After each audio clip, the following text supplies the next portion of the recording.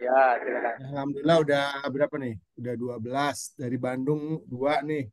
Ada Udazi, alhamdulillah.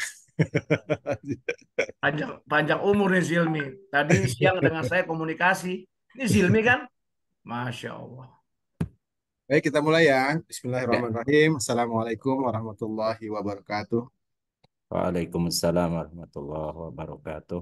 Alhamdulillahirabbil alamin wassalatu wassalamu ala asrofil anbiya'i wal mursalin wa ala alihi washabbihi ajmain amma ba'du. Asyhadu an la ilaha illallah wa asyhadu anna Muhammadan abduhu wa rasuluh.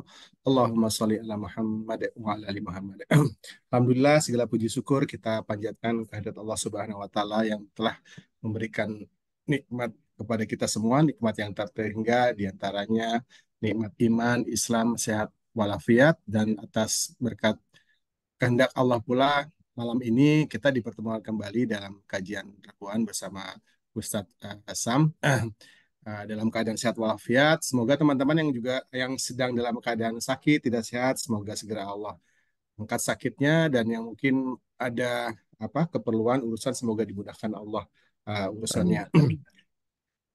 Selawat beserta salam semoga selalu tercurah kepada junjungan kita Nabi Muhammad Sallallahu Alaihi Wasallam serta para keluarga, sahabat, dan semoga uh, kita termasuk orang-orang yang dapat syafaat beliau, yang insya Allah kita istiqomah pada jalan Islam ini. Tentunya terima kasih kepada teman-teman semua yang istiqomah terus hadir di acara kajian Islam tematik, dan kita sudah sampai yang ke-50 nih Ustadz nih. Ya, ya, 50. Alhamdulillah, kalau 50 dihitung sebulan ada 4 berarti udah 12 bulan ya, berarti setahun gitu ya, setahun setahun. lebih. Padahal sebetulnya sebelumnya kita sudah banyak gitu ya. Mungkin 100. Kita kan mulai 2022 kalau nggak salah ya kelas Ya, ini. udah Alhamdulillah dua, ya dua, Ustadz ya. 2 tahun setengah, 2 tahun setengah Dua ya. tahun setengah ya. Jadi Ya, alhamdulillah kalau kajian ini teman-teman istiqomah paling tidak minimal 20 selalu hadir gitu ya. Semoga terus terjaga Ustadz ya. amin, Tentunya amin. juga kita terima kasih kepada Ustadz yang terus membersamai kita dalam setiap acara kajian berbagi ilmu Islamnya. Semoga kita bisa apa tambah paham dan bisa juga kita amalkan.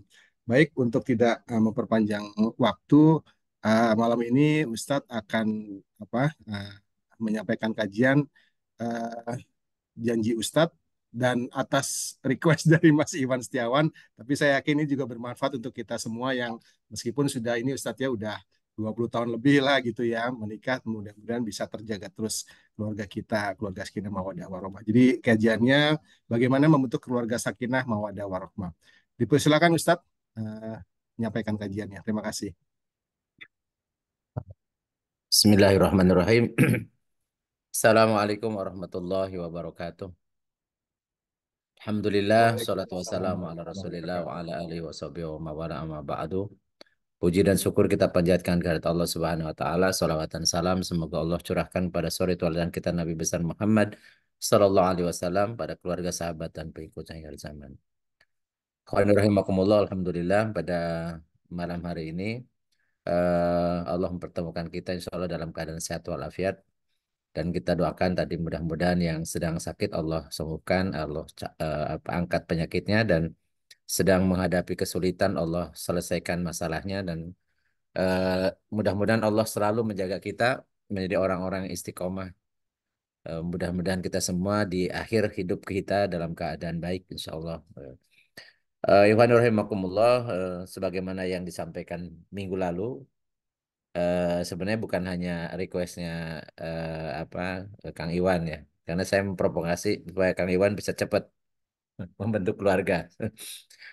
Tetapi juga yang lain, karena tidak ada sesuatu yang apa yang membosankan. Kalau hukum Islam itu memang harus selalu kita bahas, selalu kita kaji, karena tidak ada istilah kadaluarsa ya. Selalu hukum-hukum ini selalu update mari kita, karena masalah kita itu selalu apa berhadapan dengan masalah-masalah yang baru. Meskipun sudah lama, tetapi tetap kita punya kewajiban untuk menjaga agar kondisi rumah tangga kita dalam keadaan sakinah mawadah warahmah. Sebenarnya saya ingin menjelaskan tentang sakinah mawadah warahmah, karena kata-kata ini sudah populer, tapi saya nggak tahu apakah paham betul maksud dan tujuannya. Itu sebenarnya kita ingin membahas tentang kata-kata yang biasa dilontarkan oleh orang-orang ketika mendoakan ya sahabatnya atau saudaranya atau keluarganya menikah, senantiasa mengatakan semoga samawa katanya atau sakinah mawadah warahmah. Sebenarnya singkatannya salah kalau samawa karena sakinah mawadah dan wa gitu ya. Jadi wa itu huruf ataf. Jadi harusnya samaro gitu ya, sakinah mawadah warahmah. Karena wa ini huruf ataf jadi dan. Jadi sakinah mawadah dan gitu ya. Jadi mungkin lebih tepatnya samaro. Ya, tapi kita tidak akan membahas tentang apa tentang singkatannya ya. Bagaimana membentuk keluarga sakinah mawaddah warahmah. Iwan rahimakumullah, saya ingin membahas diawali dengan ayat yang sangat populer dan memang kata-kata sakinah mawaddah warahmah ini diambil juga dari apa ayat ini dari surat Ar-Rum ayat 21. Dan biasa ayat ini dicantumkan dalam apa dalam surat undangan ya, surat undangan. A'udzubillahi minasyaitonirrajim. Bismillahirrahmanirrahim. Wa min ayatihi an khalaqalakum min anfusikum azwaja litaskunu ilaiha wa ja'ala bainakum mawaddata wa rahmah. Inna fi dzalika laayatil liqaumin yatafakkarun. Eh, Allah menggunakan awal-awal dari awal ayat ini dengan kata ayati jamak muannas salim yaitu ayat-ayat atau tanda-tanda. Jadi ayat itu artinya tanda. Dan sebagian dari tanda-tanda eh, hiknya maksudnya tanda-tanda kekuasaan Allah ya. Jadi bukan tanda-tanda Allah, ya, tapi tanda-tanda kekuasaan Allah. Bahwasanya an khalaqalakum, bahwasanya Allah telah menciptakan lakum untuk kalian min anfusikum. Nah, diterjemahkannya itu mestinya apa biasa ini termasuk saya copy dari terjemahan yang ada dari jenis kalian. Padahal angfus adalah jamak dari kata nafsun.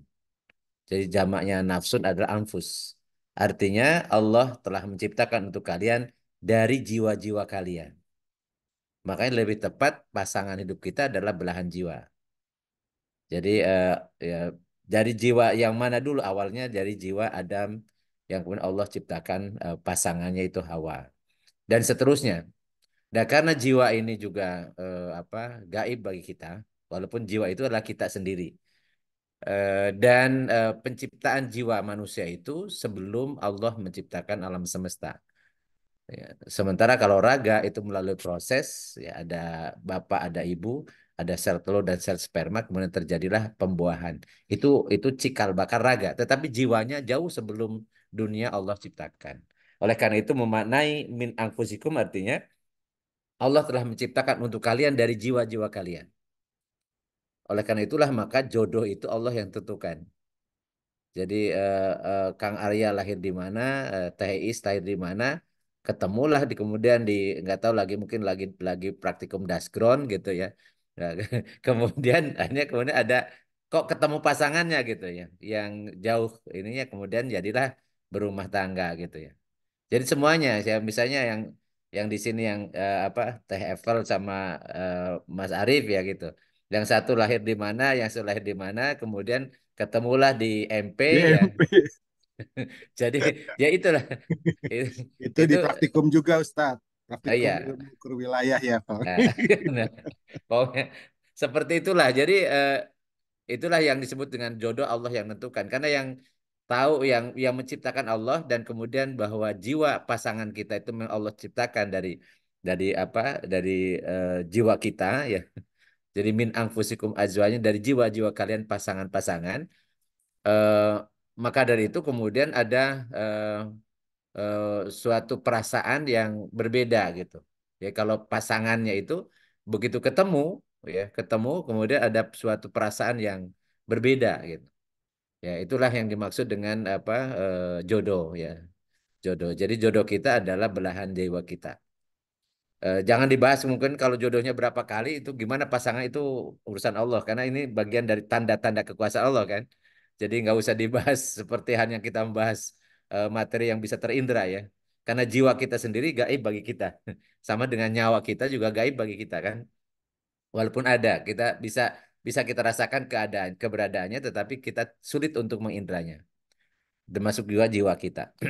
Nah, kemudian litas kunu ilaiha. Di sini ada namanya lamnya lam taklil atau lam li ajli. Jadi lam yang menunjukkan tujuan ada agar supaya. Ya inilah makanya dari ayat ini kita pahami tujuan menikah karena ada gara-gara ada li-nya itu disebut dengan lam taklil. Jadi kenapa Allah menciptakan dari jiwa-jiwa kita belahan jiwa kita itu pasangan-pasangan litas kunu agar jadi agar supaya lamnya itu lam ta'lil taskunu tadinya taskununa karena lam jadi lam ta'lil itu menasabkan jadi kemudian nunnya dibuang litaskunu agar kalian ya sakinah jadi taskunu itu fiil mudhore fiil madinya sakana yaskunu sakinatan jadi kalau kita belajar sorof gitu ya dari kata sakana yaskunu sakinatan. Ya, fahuwa sakinun. Nah, tempat sakinah itu maskan. Maskan itu bahasa Arab, bahasa kitanya rumah. Jadi tujuan Allah menciptakan pasangan-pasangan itu agar kalian sakinah ilaiha kepada pasangan itu, kepada azwajnya. Jadi agar kalian apa cenderung yang terjemahnya cenderung dan tenang, tentram atau kalau bahasa anak sekarang nyaman gitu ya. Agar kalian cenderung dan nyaman di samping pasangannya itu. Karena sekian lama terpisah, kemudian Allah pertemukan dan kemudian diikat. Ikat itu bahasa Arabnya akad. Betul diikat dengan nama Allah, jadi akad nikah. Maka kemudian dua jiwa yang terpisah itu, dua belahan jiwa terpisah itu menyatu kembali. Maka akan terjadi sakinah, akan terjadi tenang, tentram, nyaman apa dengan belahan jiwanya. Nah, akan tetapi karena di sini menggunakannya kata kerja, berarti sakinah itu harus diusahakan. Jadi karena Allah tidak berfirmannya lisakinatan, lisakinatin. Jadi bukan agar kalian sakinah atau untuk sakinah gitu ya. Tapi pakai litas kunu, pakai kata kerja. Artinya sakinah itu harus diupayakan agar kalian berusaha terus menerus karena fi'il mudhore ya, agar kalian berusaha terus menerus untuk mewujudkan sakinah untuk menunjukkan ketenangan ketentraman hidup dengan pasangannya ya dengan pasangannya ya kalau suami ditaskunu ilaiha kepada istrinya kalau istri ditaskunu ilaiha kepada pasangannya kepada suaminya jadi ini ada upaya usaha yang terus menerus karena menggunakan fiil mudhore ya sehingga terwujudnya sakinah dan tempatnya itu di maskan maskan itu artinya rumah makanya bagaimana menikah itu memang harus mewujudkan sakinah, tenang, tentram di dalam rumah, di dalam rumah. Dan ini ada konsekuensi nanti dengan apa yang disampaikan oleh Rasulullah dalam beberapa hadis ataupun ayat-ayat Al-Quran. Kemudian waja'ala bainakum mawaddata warahmah. Dan Allah menjadikan di antara kalian, yaitu pasangan-pasangan itu, mawaddah, cinta, warahmah, dan sayang. Nah, kalau cinta dan rahmat itu ternyata Allah kasih.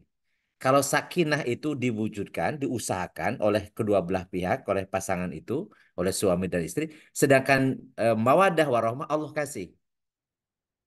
Jadi apa beda dengan pemahaman sebenarnya jadi pacaran supaya untuk bisa cinta dan seterusnya, padahal nggak seperti itu. Justru apa cinta itu Allah berikan kepada orang suami istri yang sudah menikah. Jadi kalau ada mawadah di luar nikah itu bermasalah. Itu pasti hawa nafsu, pasti dorongan-dorongan syahwat yang itu bisa menjadi masalah. Demikian pula rahmat. Rahmat kalau tidak diikat dengan akad nikah ini bermasalah juga. Jadi kasih sayang atau cinta kasih itu harus apa terjadi setelah berusaha kedua belah pihak suami istri berusaha untuk mewujudkan ketenangan hidup sebagai pasangan. Maka Allah akan menganugerahkan mawaddah warahmah. Itu pemahamannya dari ayat surat Ar-Rum ayat 21 itu. Inna fi dzalika laayatil liqaumi yatafakkarun. Sesungguhnya dalam hal ini dari penciptaan pasangan-pasangan itu dan adanya sakinah dan Allah mewujudkan mawaddah warahmah itu ada tanda-tanda kekuasaan Allah bagi kaum yang mau berfikir.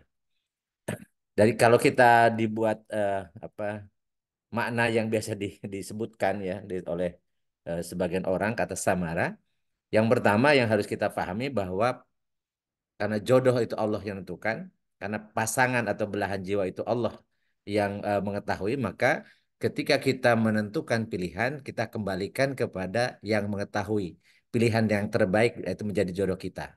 Oleh karena itulah ketika akan menikah, maka kita mestinya sholat istikharah dulu. Jadi ketika kita menyerahkan istikharah itu meminta dipilihkan artinya. Dipilihkan pada Allah karena Allah lah yang menciptakan pasangan hidup kita, maka Allah pula lah yang tahu apa siapa pasangan hidup kita dan kemudian eh, Allah pula lah yang nanti akan memilih yang terbaik sesuai dengan apa yang kita harapkan, apa yang kita inginkan. Jadi disyariatkan kita untuk sholat istikharah ketika menentukan pilihan.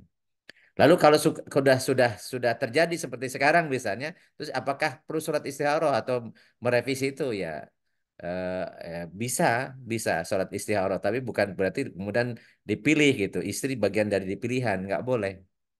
Ya. Jadi ada sholat istikharahnya untuk yang lain, untuk menentukan supaya terjadi sakinah itu belum terwujud. Jadi kalau misalnya ada evaluasi, kok makin tua, kok makin ribut melulu gitu. Berarti yang dievaluasi bukan pilihan yang salah, karena sudah dipilih kan, sudah akan nikah. Atau kemudian milih atau tambah yang lain juga seperti bukan seperti itu.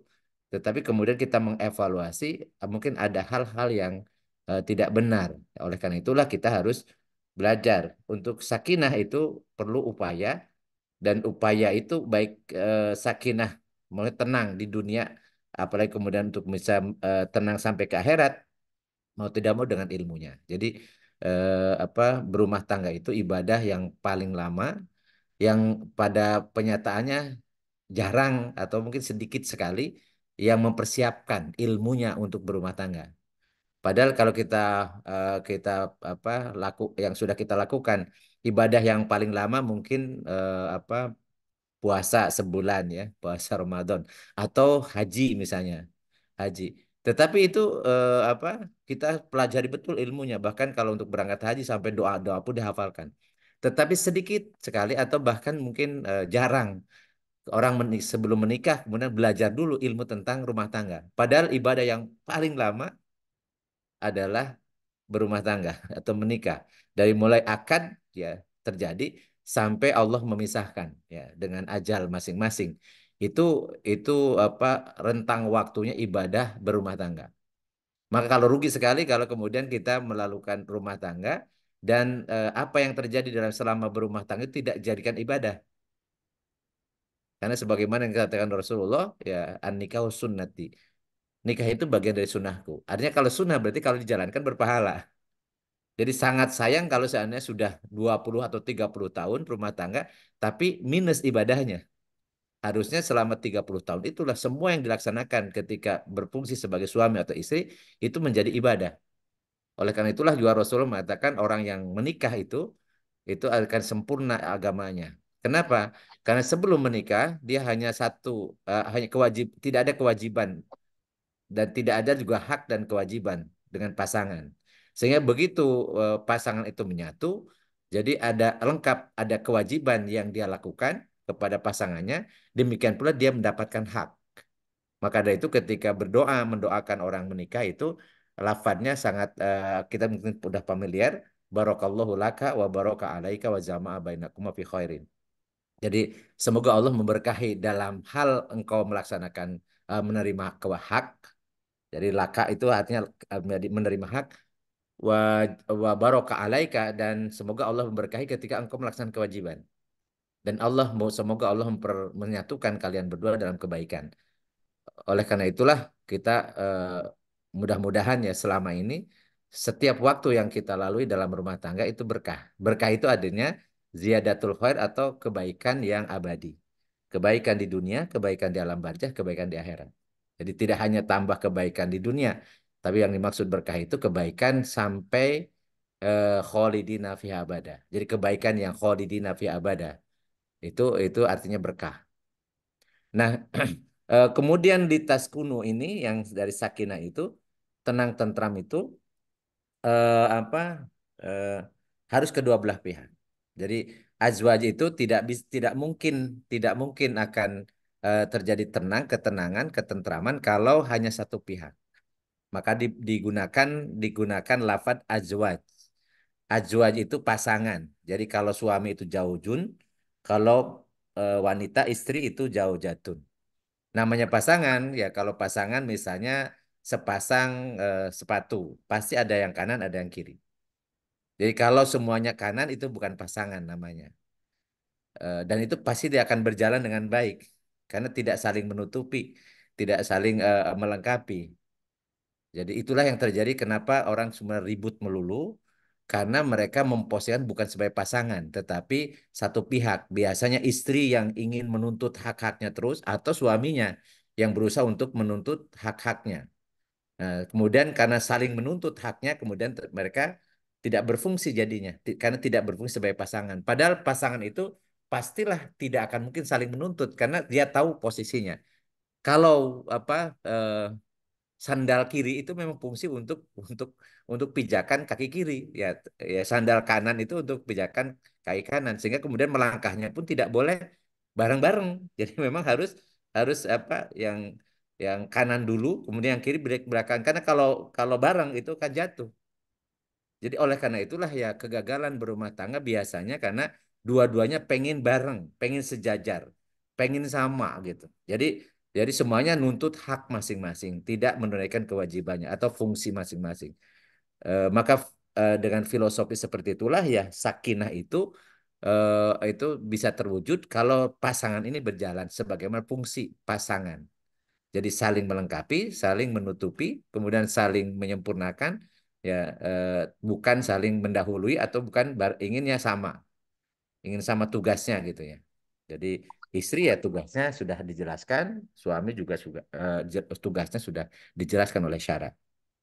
Kemudian ya yang berikutnya wajah mawadah warahmah itu kembali lagi tadi itu Allah ngasih. Jadi wajah Allah ini fi'il madi artinya Allah yang menjadikan jadi kalau lengkapnya waja'alallahu bainakum mawaddatan warahmah. Allah akan mewujudkan, menjadikan di tengah kali suami istri ini mawadah warahmah. Jadi otomatis kalau kita berusaha untuk sakinah akan mewujudkan ketenangan hidup yang dengan menjalankan ibadah kepada Allah, niatnya seperti itu, maka Allah otomatis akan memberikan mawadah warahmah. Jadi cinta dan kasih sayang. Nah, kenapa kok eh, nikah ini disyariatkan atau tadi malah disunahkan dan ibadah dan dinilai ibadah yang paling lama ya, paling lama karena setiap yang dilakukan ketika dia melaksanakan fungsi sebagai suami, kewajiban sebagai suami atau istri melaksanakan kewajiban sebagai istri, maka itu berbuah pahala. Bahkan yang tadinya mubah pun kalau itu dalam rangka menyenangkan pasangannya itu bisa berbuah pahala. Bahkan ada berbohong pun bisa berbuah pahala. Itu hanya di rumah tangga saja. Jadi contoh klasiknya kan kalau kan katanya sih kalau istri pengennya dipuji katanya ya. Saya nggak tahu karena saya bukan perempuan. Katanya senang dipuji. Jadi kalau misalnya masakan itu jangan sekali-kali mencela masakannya karena dia akan sakit hati. Dan sakit hatinya karena kata Rasulullah kalau perempuan itu dari tulang rusuk itu untuk lurusnya untuk bersih apa untuk memaafkannya itu perlu waktu, perlu kesabaran gitu ya. Oleh karena itulah maka berbohong pun untuk menyenangkan itu kalau ke istri itu jadi berbuah pahala. Jadi bukan bukan berdosa gitu karena kata Rasulullah eh, berbohong itu haram, nggak boleh ya, berdosa kecuali ketika berbohong dengan musuh di medan perang, kemudian berbohong untuk mendamaikan dua orang sahabat yang sedang berseteru, dan yang ketiga berbohong untuk menyenangkan istri. Tapi tentunya bohong yang tidak berdosa ya, bukan bukan bohong ngibul, bukan. Atau ngebohongin ya, bodohin bukan ya. Tapi ini sesuatu yang sebenarnya tadi, misalnya sebenarnya nggak serasi bajunya, kemudian kalau dicela marah misalnya istrinya, maka kita katakan wah pas banget atau misalnya cantik banget dan seterusnya. Ya dalam hal ini basa-basi pun bisa jadi berbuah pahala, insya Allah. Itu asal istri senang gitu ya. Atau sebaliknya juga suami. Jadi istri juga sama gitu. Jadi bagaimana untuk menyenangkan suaminya. Jadi semua aktivitas yang saling menyenangkan itu dinilai ibadah. Walaupun bisa hukumnya mubah. Ya. Saya sering mencontohkan ya kalau ceramah itu kalau ngambil air minum itu sebenarnya hukum asalnya bisa ngambil sendiri, bisa menyuruh pembantu misalnya. Tetapi begitu kemudian istri dengan inisiatif sendiri mengambilkan air minum untuk suaminya itu berbuah pahala. Dan jadi aja begitu mudahnya eh, suami istri itu memperoleh pahala karena dasar rumah tangga, karena saya sebagai suami atau sebagai istri. Ya. Jadi itu bahkan setiap suapan nasi yang dicari oleh suami itu menjadi sedekah jariah yang akan mengalir pahalanya sampai di alam barzah. Jadi sedekah jariah itu bukan hanya wakaf, tetapi nafkah wajib yang dilakukan oleh seorang suami kepada istri dan anak-anaknya pun itu menjadi sedekah jariah. Jadi saking luar biasanya ibadah yang tadi yang sangat lama itu rumah tangga. Nah, eh, kenapa tadi misalnya eh, nikah itu disunahkan, bahkan ada yang mengatakan sunnah muakkad atau ada yang menatakan bahkan wajib karena ada celaan oleh Rasulullah SAW melarang tabatul. Jadi Rasulullah SAW itu melarang kita tabatul. Tabatul itu membujang terus sampai meninggal. Jadi eh, sebaliknya malah didorong untuk menikah. Karena dalam diri manusia itu ada goriza. Goriza itu adalah fitrah yang berupa naluri. Naluri. Jadi dalam diri manusia, manusia normal itu ada minimal ada tiga naluri atau tiga goriza. Yang pertama goriza tadayun, jadi naluri beragama, kemudian gorizatul baqo, naluri mempertahankan diri atau eksistensi diri, dan yang kita bahas ini namanya gorizatun nau, naluri untuk melestarikan keturunan. Jadi untuk supaya melestarikan keturunan libakoin nau ya, untuk melanjutkan keturunan. Karena kalau tidak ada gorizatun nau, naluri biologis, maka manusia akan putus. Oleh karena itulah, maka kenapa LGBT itu perbuatan yang sangat nista, perbuatan yang tercela. Kenapa? Karena akan memutus spesies manusia.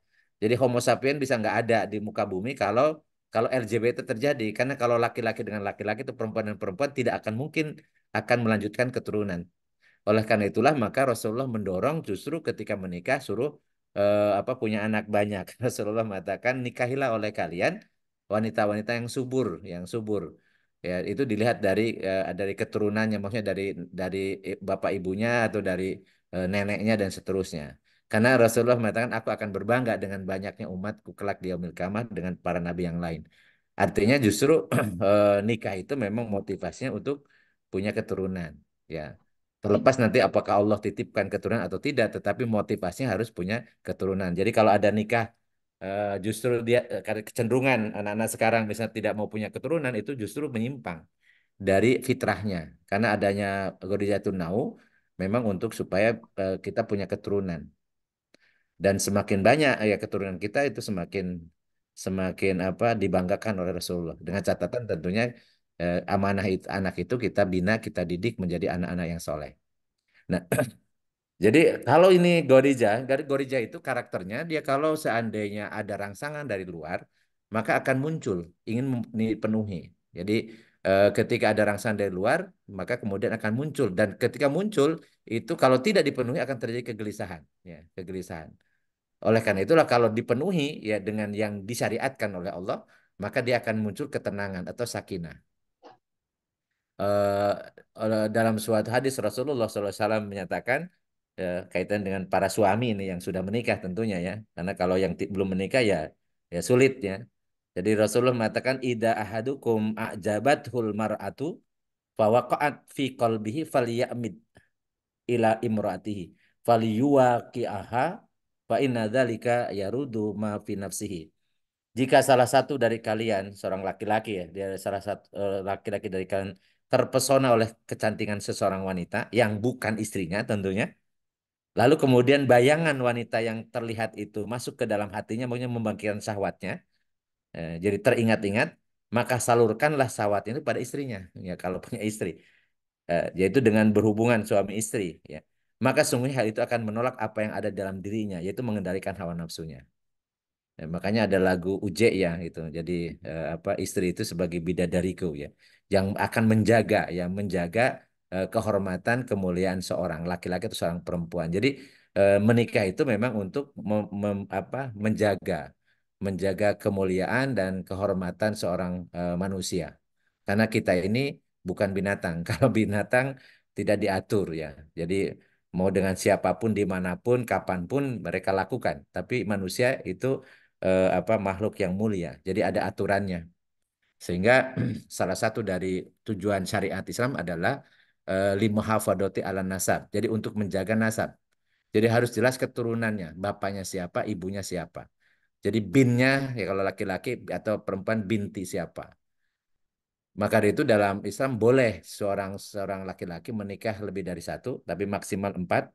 Itu boleh, bukan sunnah ya, boleh. Karena jelas kalau misalnya suaminya satu, istrinya empat, itu semua anaknya jelas bapak, jelas ibunya. Tetapi diharamkan poliandri. Satu ibu misalnya suaminya ada tiga atau dua, nanti anak yang dilahirkan oleh ibu itu nggak jelas bin siapa atau binti siapa. Yaitu makanya diharamkan karena syariat Islam itu tujuannya adalah muhafadzati ala nasab. Jadi menjaga garis keturunan. Maka ketika di wilayah, di daerah ketika perzinahan bebas dan seterusnya, maka bisa dimungkinkan, ada kemungkinan ketika anak lahir dari seorang perempuan, bisa jadi bukan atau sel spermanya bukan dari suaminya, bisa jadi dari selingkuhannya, ya, atau dari yang dimana dia berhubungan suami istri dengan laki-laki yang lain. Dan hanya Islam sajalah yang begitu tegas, begitu keras ya menjaga ini. Karena kalau siapa saya yang berzina, Allah Subhanahu wa taala berfirman, azaniyatu wazani fajlidu minhuma mi'ata zaldatan. Jadi laki-laki penjina atau perempuan penjina yang masih gadis, masih bujangan, itu sanksinya adalah di dunia dicambuk masing-masing 100 kali cambukan dan dipenjara selama 2 tahun atau diasingkan. Dan kalau muhsonah yang sudah menikah baik punya istri atau punya suami atau janda atau duda, kemudian berzina, maka hukumannya hukuman mati. Namanya rajam. Jadi dengan cara ditanam dalam tanah sampai leher, kemudian dilempari batu sampai mati. Artinya begitu sanksinya begitu keras karena ketika kemudian ada memasukkan nasab kepada yang bukan nasabnya nanti itu kan menjadi kekacauan yang luar biasa karena tentang hak warisan, hak perwalian dan seterusnya itu kemudian akan berubah dan itu akan terjadi pelanggaran-pelanggaran syariat. Oleh karena itulah maka menikah ini sebagai ibadah yang luar biasa pahalanya. Dan ketika kemudian melakukan hubungan suami istri dengan Oh, istri, maka maka itu bagian dari kebaikan, bagian dari ibadah. Pernah Umar bin Khattab mengomentari, ya Rasulullah, kalau aku eh, melakukan sesuatu dan itu berkorban dan itu dinilai sebagai ibadah, aku paham ya Rasul. Tapi bagaimana kalau menyalurkan syahwat kepada istriku kok dinilai ibadah? Bukankah kita bersenang-senang? Tapi jawaban Rasulullah eh, apa memahamkan Umar bin Khattab. Kata Rasulullah, bagaimana pendapatmu kalau syahwatmu engkau salurkan bukan ke istrimu? Ya tentunya itu berzina ya Rasul, tentu dosa besar ya Rasul. Maka itu menyalurkan syahwat kepada istri adalah ibadah. Ya.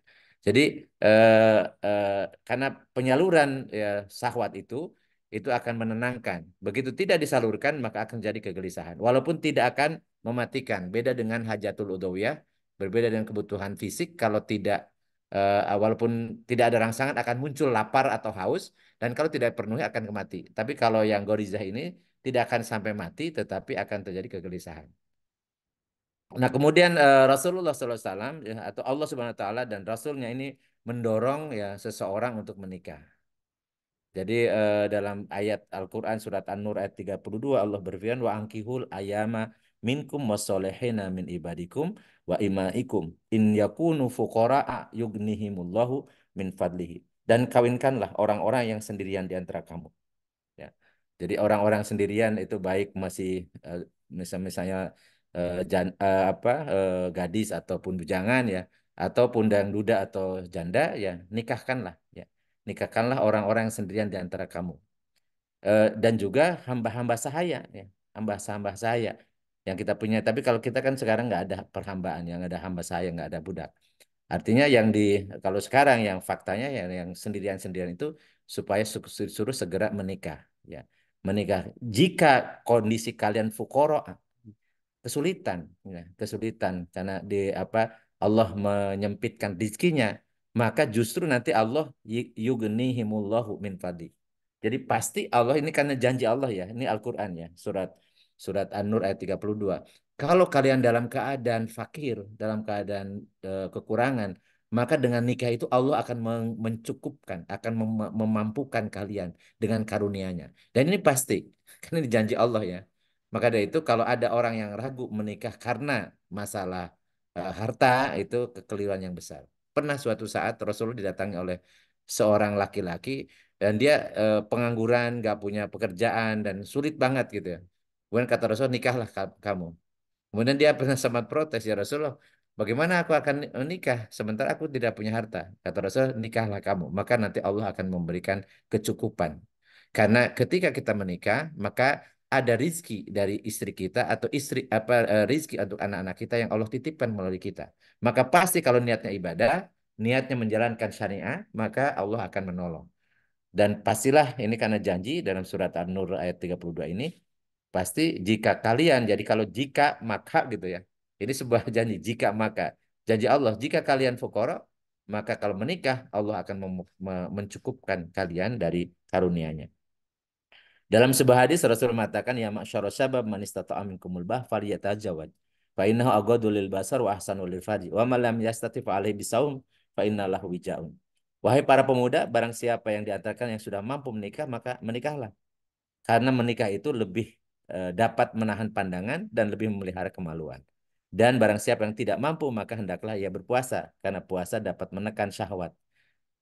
Jadi ingat, puasa itu bukan menghilangkan nafsu atau libido, tetapi justru untuk meningkatkan ketaatan pada Allah sehingga takut berbuat maksiat. Maka dari itu nikah itu sebenarnya satu cara bagaimana kita bisa menundukkan hawa nafsu, kemudian bisa menyelesaikan masalah, ya, masalah yang ada dalam diri kita sendiri. Ya. Jadi dorongan dari Rasulullah itu mestinya bagi orang-orang yang punya kemampuan untuk menikah, maka menikahlah. Karena di situ fal yatajawaj ada lamnya, namanya lam amr. Maka dia harus menikah. Jadi kalau sudah sanggup. Sanggup di sini sebenarnya ba'ah itu artinya secara fisik. Ya dia punya kemampuan, sudah matang secara biologis dan punya kemampuan untuk beri nafkah.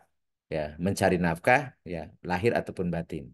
Maka dia diharuskan, disuruh untuk menikah. Walaupun hukum menikah hukumnya sunnah, bukan wajib. Karena kenapa bukan wajib? Karena pernah ada di antara sahabat Rasul yang sampai mereka meninggal tidak punya istri dan Rasulullah tidak melarangnya, sehingga mengindikasikan bahwa perintah menikah itu hukumnya sunnah.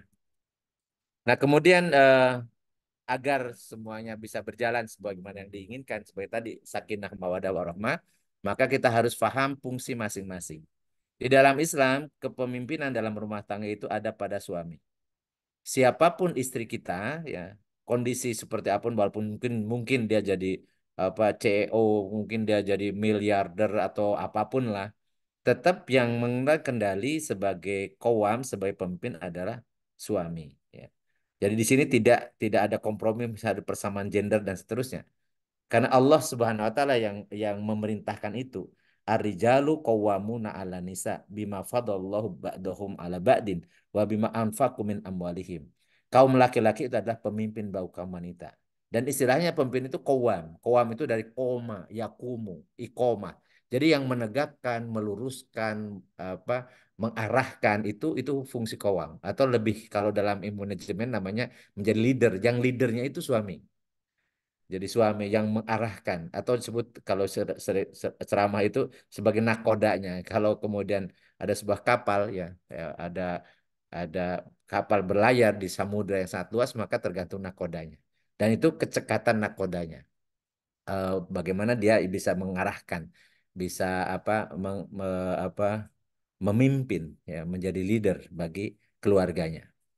Dan wanita di sini posisinya sebagai asistennya, sebagai apa pendampingnya. Jadi suami istri itu bentuknya bukan antara atasan bawahan, tetapi eh, sebagai sahabat, sebagai apa ya tadi ajwaj ya, saling melengkapi, saling menguatkan. Jadi sebut pasangan atau pendamping di mana ada kalanya ya apa pemimpin itu atau misalnya nakoda ini lelah atau misalnya eh, pusing dan seterusnya lah maka di situ ada pendampingnya yang akan memperkuat ketika dia lemah akan menyemangati dan kemudian akan memberikan support dan seterusnya yang minggu lalu pernah kita bahas ya bahwa nisaukum libasul lakum. Jadi wanita kalian itu sebagai pakaian bagi kalian. Dan pakaian itu tadi melindungi dari kepanasan, dari kedinginan, dari gangguan luar.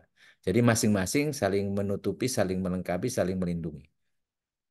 Kemudian juga yang paling utama tugas suami itu, tugas ayah itu adalah menjaga istri dan anak-anaknya dari siksa neraka. Jadi memang fungsi yang utama, fungsi kepemimpinan dalam rumah tangga itu bagaimana seorang suami itu menjaga diri dan keluarganya dari api neraka. Artinya jangan biarkan ada anggota ke rumah tangga, apalagi istri sendiri, yang kemudian berbuat maksiat.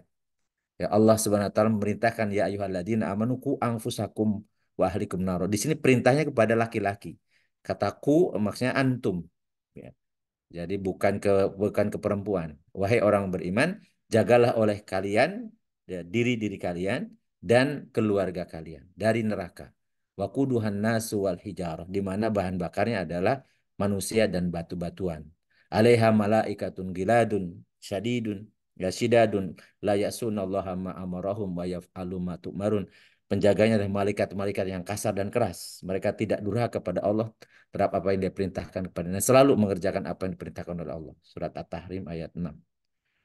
Dan Rasulullah mengatakan kafa bil mari isman ayyudayyi'a man yakut. Jadi cukuplah dosa bagi seseorang kalau dia menyia-nyiakan orang yang menjadi tanggung jawabnya. Jadi kalau dia menelantarkan istri atau anak-anaknya, maka dia termasuk orang yang berdosa.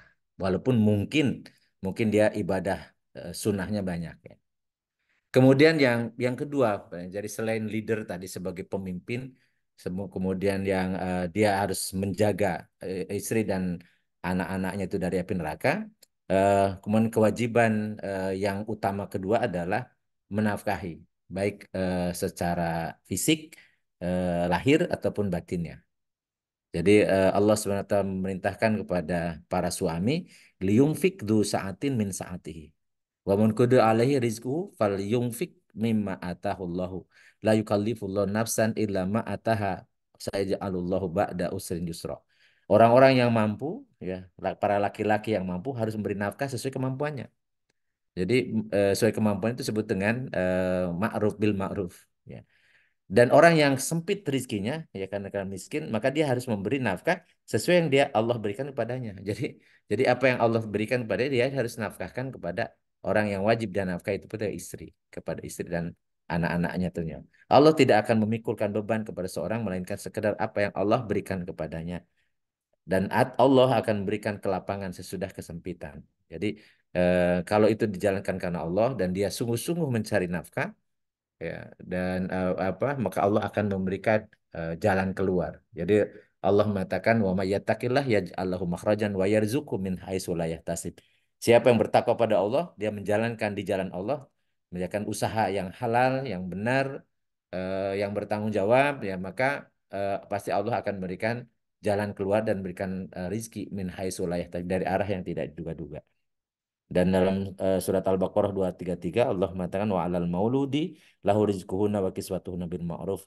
Dan kewajiban maulud yaitu suami ya ayah untuk beri nafkah kepada anak-anaknya dan kepada ibunya dan juga berupa makanan ataupun pakaian bil ma'ruf. Ma'ruf itu artinya sesuai dengan kelayakan. Ya. Sesuai keumuman di wilayah itu di daerah itu. Dan ada penegasan sifatnya umum yang udah ini ditugaskan pada para suami. Rasul mengatakan khairukum khairukum li ahlihi wa ana khairukum li ahli. Sebaik-baik kalian adalah yang paling baik kepada keluarganya, kepada istri dan anak-anaknya. Dan aku adalah orang yang paling baik daripada kalian kepada istriku, kepada anak-anak atau keluargaku. Jadi kata-kata khair ini artinya mencakup semua hal yang baik menurut kebiasaan di wilayah itu. Jadi tutur katanya, perlakuannya, dan seterusnya. Bagaimana perlakuan suami itu yang paling baik.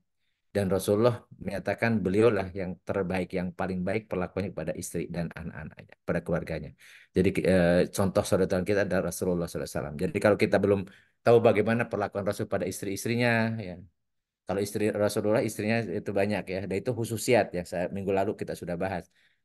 Nah, maka kemudian ya kalau kita ingin mencontoh ya maka pelajarilah bagaimana Rasulullah bersikap kepada istri dan anak-anaknya. Kemudian tentunya bukan hanya suami, tapi juga karena pasangan itu berarti harus dua-duanya punya kewajiban.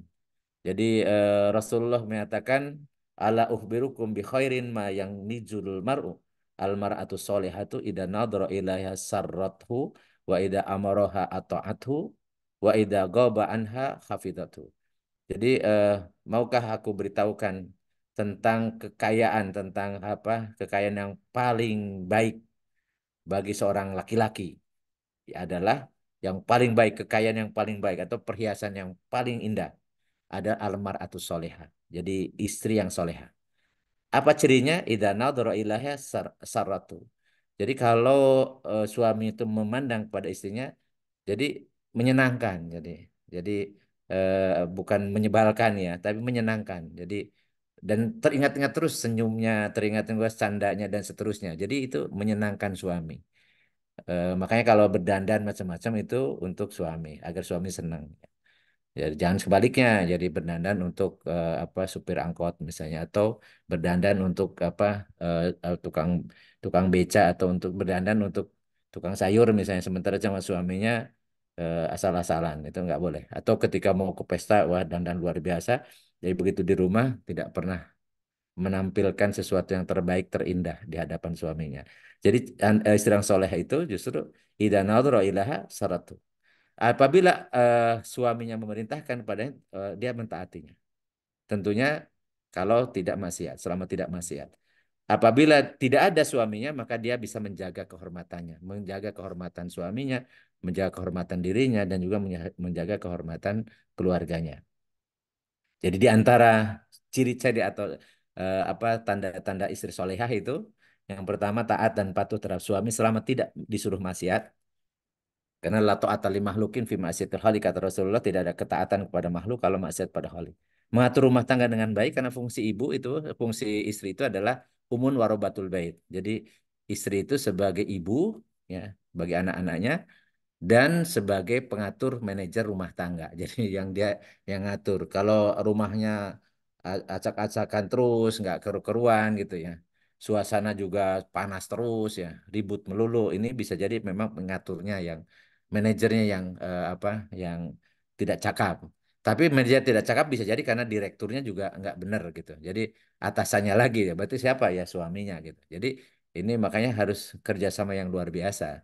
Jadi urusan-urusan di luar itu urusan suami, nanti di dalam bagaimana untuk pengaturan itu kepada istri. Jadi koamnya tetap laki-laki, tetapi yang mengatur teknisnya itu istri. Dan itu harus dikomunikasikan. Jadi kebiasaan Rasulullah adalah memusyawarahkan, bermusyawarah. Wasyawirhum fil amri.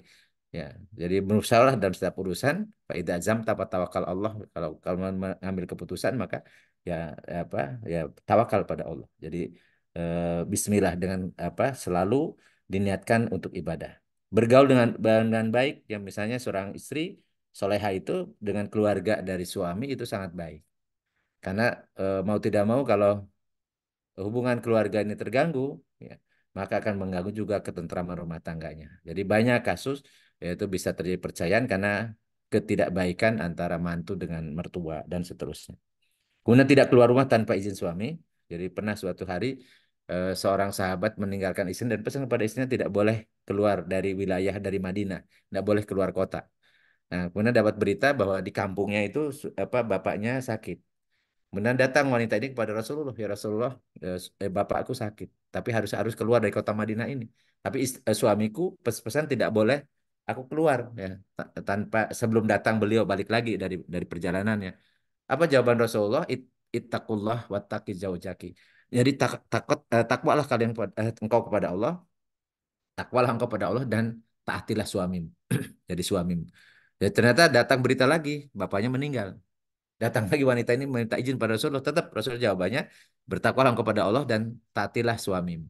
Sampai kemudian diberitakan oleh Jibril bahwa bapaknya dari wanita itu masuk surga karena punya anak yang menjadi istri yang soleha bagi suaminya. Karena taat pada suaminya. Itu luar biasa. Kemudian bersikap selalu sopan, santun, dan sabar. Jadi di antara pergaulan yang harusnya dijaga etika dan sebagainya itu ya suami istri. Jadi apa jangan sampai kemudian ya ini ngetrennya anak-anak sekarang.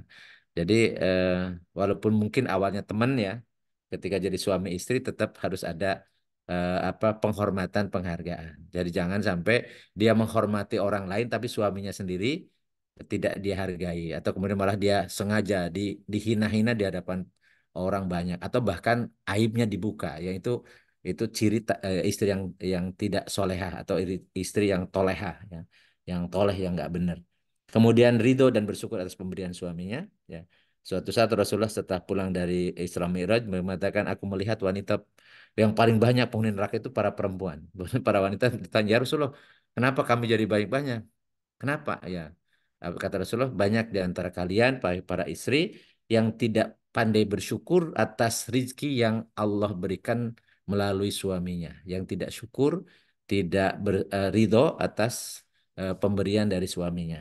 Jadi ini menjadi catatan tersendiri ya bagi para ibu, para wanita soleha berpenampilan yang menyenangkan disukai oleh suaminya ya tadi. Jadi kira-kira yang membuat senang suami itu apa? Jadi sehingga kemudian ada terjadi ketenangan dan ketentraman dan senang di rumah ya. Jadi senang di rumah bukan berarti malas kerja ya. Tapi artinya memang kalau kerja dia harus keluar ya begitu pulang ke rumah ya betah di rumah. Jadi nggak mau keluar lagi gitu. Dan itu tergantung perlakuan dari istrinya. Kemudian selalu mendoakan suami ya untuk mencapai yang terbaik untuk dunia dan akhiratnya. Jadi di antara doa yang mustajab adalah doa istri kepada suami atau kebalikannya doa suami kepada istrinya. Ya, sebagaimana doa anak kepada orang tua atau apa doa orang tua kepada anak. Jadi ini apa yang disampaikan oleh Rasulullah SAW, hendaklah kita kemudian menindaklanjutinya.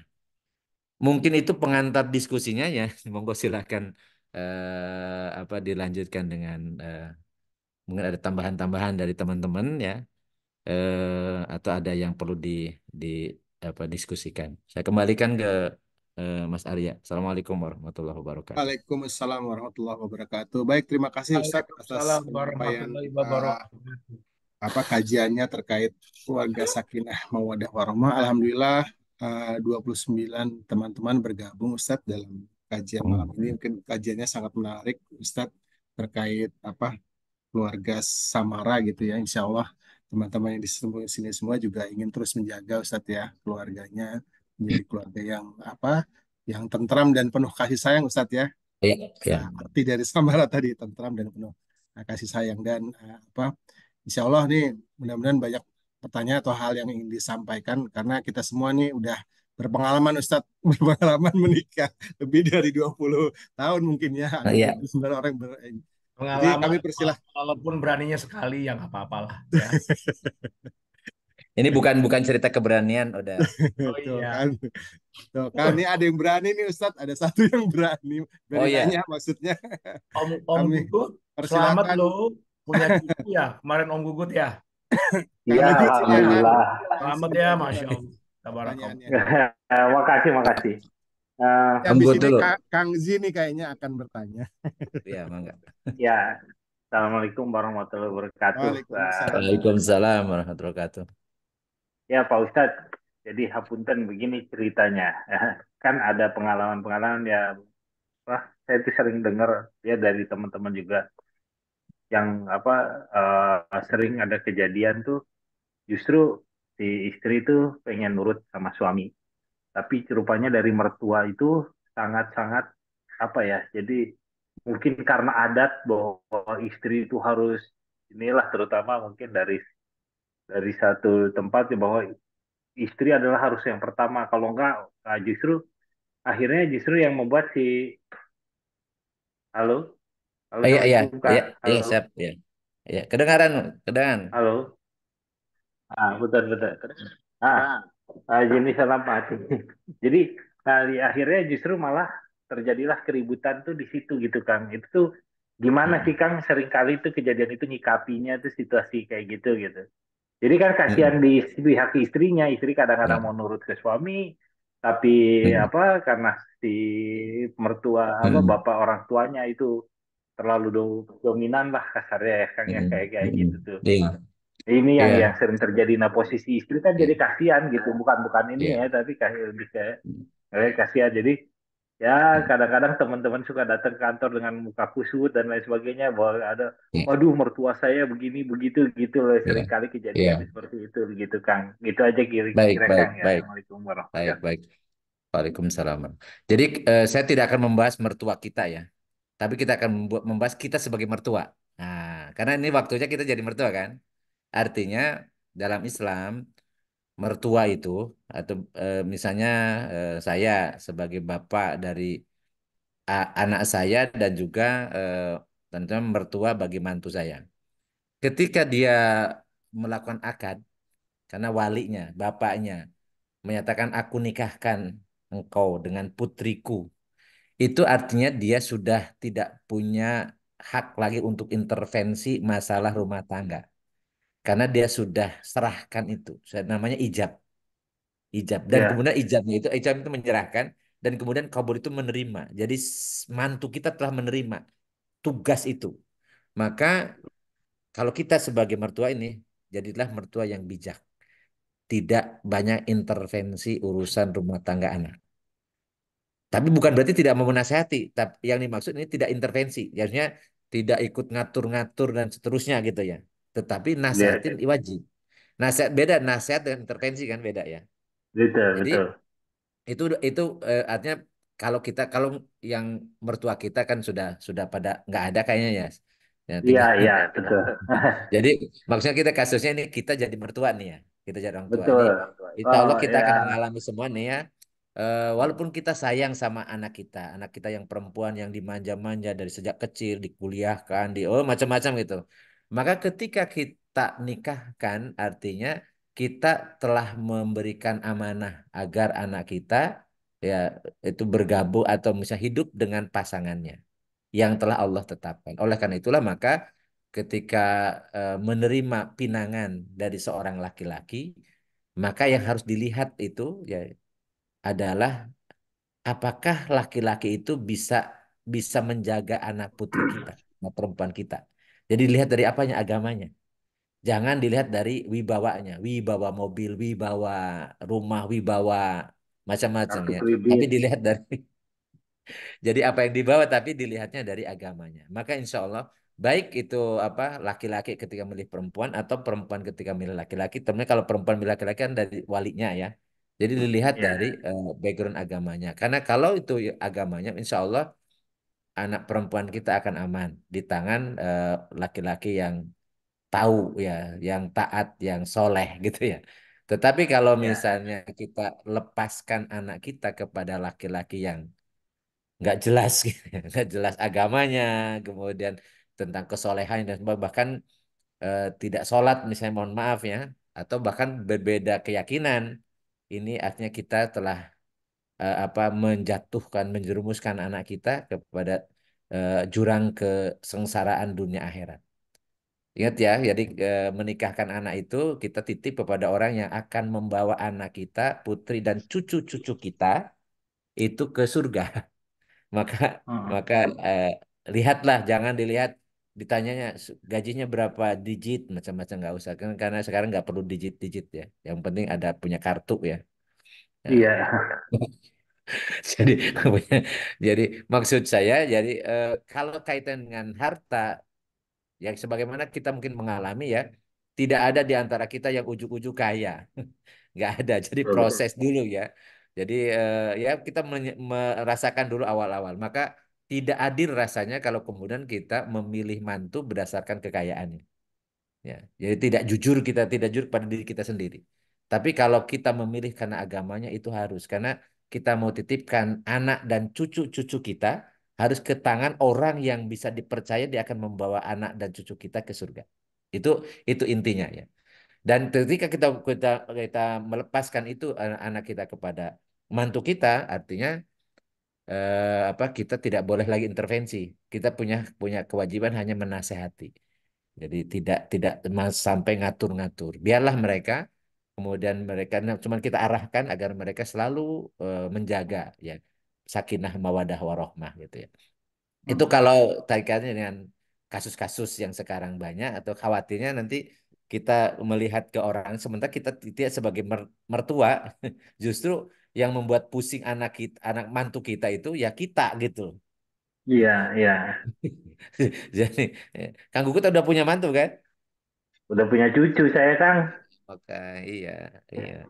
Alhamdulillah saya nambah, nambah anak jadi 8, mantu jadi 5, Alhamdulillah.